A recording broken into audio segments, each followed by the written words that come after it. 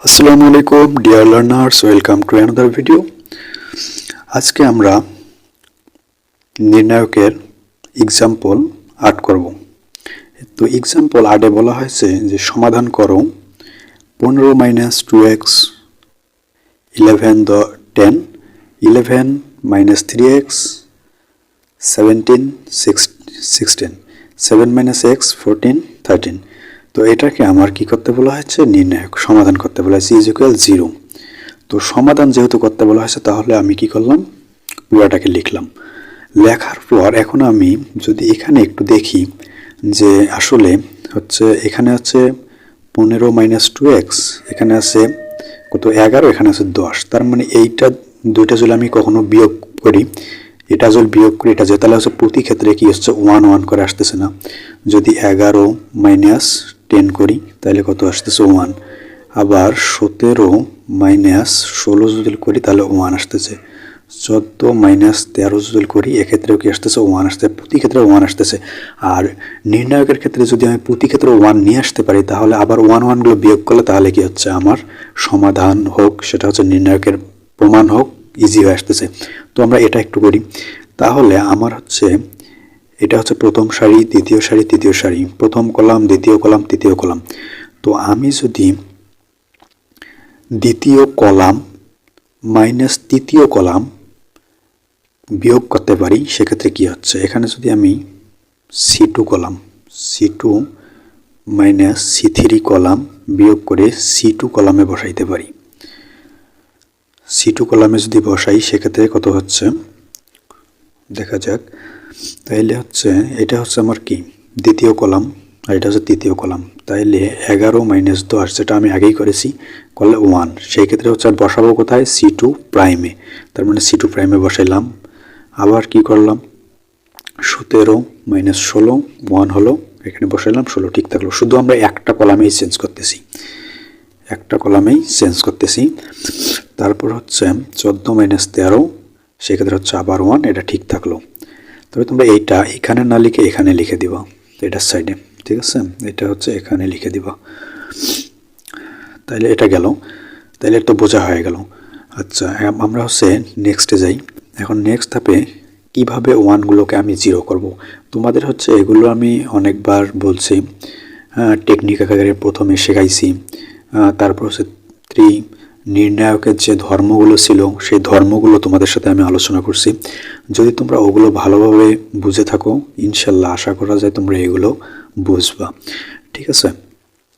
তাহলে এখন যেহেতু আমার 3টা 1 আসছে একটা সারি একটা কলামের মধ্যে, এটা একটা সারির মধ্যেও হতে পারে, তাহলে আমি এটাকে কি করব, 2টাকে 0 বানানোর চেষ্টা করব। তো এখন যদি আমি এই 2টাকে 0 বানাতে চাই তাহলে আমার দেখা যাচ্ছে যে প্রথম সারি মাইনাস দ্বিতীয় সারি, দ্বিতীয় সারি মাইনাস তৃতীয় সারি, এরকম করতে হবে।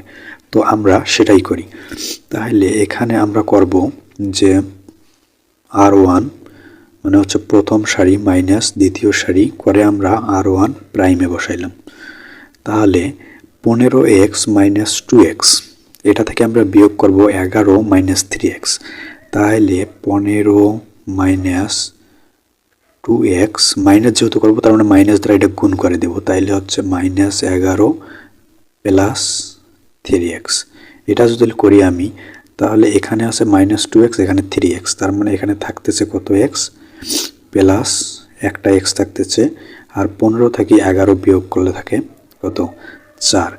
এই যে 4 প্লাস x, এটা হচ্ছে এটা মানটা। এরপর আমরা কি করব, দ্বিতীয় সারি মাইনাস তৃতীয় সারি R2 মাইনাস R3 করে আমি বসাবো কত R2 প্রাইমে। তাহলে এখানে 11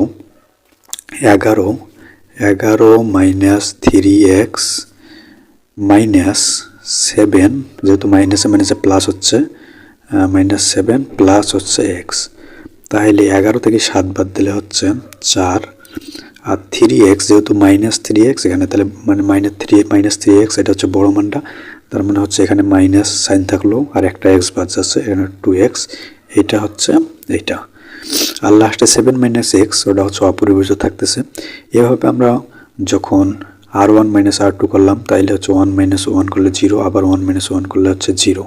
আর এখানে 10 থেকে 16 মাইনাস করলে 10 মাইনাস 16, যেহেতু এটা হচ্ছে ছোটো সংখ্যা, তার মানে হচ্ছে ছোটো সংখ্যা থেকে যখন আমি বিয়োগ করবো তখন হচ্ছে এখানে -6, এই -6 হচ্ছে এটা, আর হচ্ছে 16 থেকে 13 বাদ দিলে হচ্ছে 3, এই মানটা হচ্ছে এটা।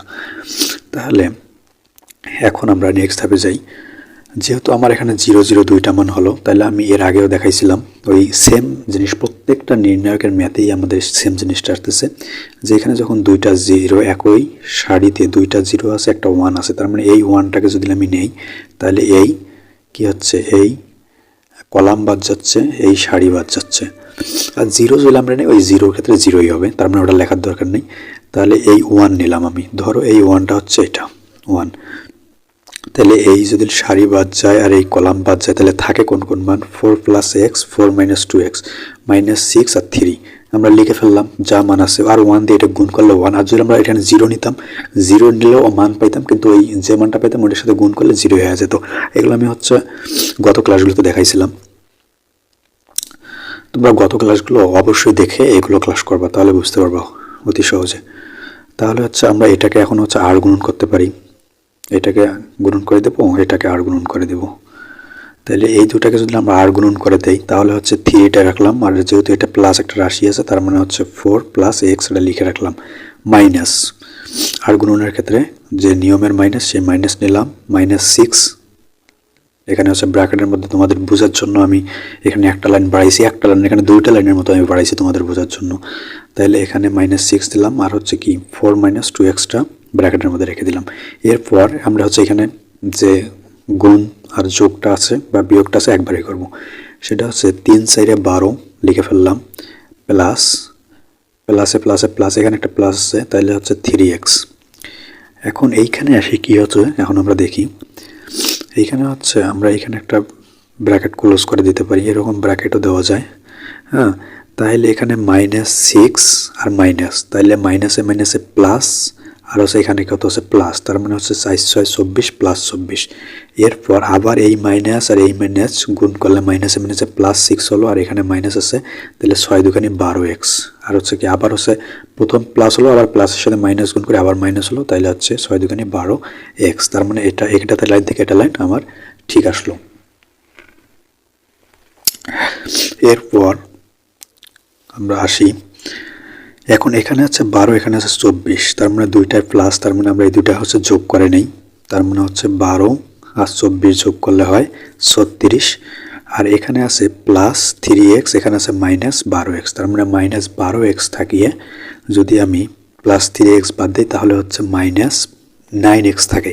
তো এইখানে এরকম হবে 36 - 9x = 0। এইখানে হচ্ছে 9xটা যেহেতু এর পাশে মাইনাস আছে, 9xটা যদি আমি সমানের ওপাশে পার করে দিই তাহলে +9x, সেটা আমি হচ্ছে এখানে লিখেছি। এখন হচ্ছে এখানে 9x থাকলো, এখন 9 দ্বারা এটাকে যদি আমি কাটাকাটি করি পাশে বা ভাগ করি, এরকম x = 36 ভাগ 9, এর পাশে গুণ অবস্থা আসলে এবার ভাগ হবে না, সে 9, তার মানে হচ্ছে 4, এই 4 হচ্ছে এই 4, তার মানে x = আমরা 4 পাচ্ছি। তাহলে আমাদের ম্যাথটাতে বলা হয়েছিল যে সমাধান করো ইকুয়াল যখন 0 দিয়েছে, তার মানে অবশ্যই বুঝতেছি আমার এখানে যে x আছে একটা x এর মান আমার বের করতে হবে। মূলত এই ম্যাথটার হচ্ছে সমাধানটা হচ্ছে যে আমার একটা x এর মান নিয়ে আসতে হবে, তো আমরা x এর মান নিয়ে আসলাম 4, এটাই অ্যান্সার। ঠিক আছে বন্ধুরা, আল্লাহ হাফেজ, আজকে এই পর্যন্ত।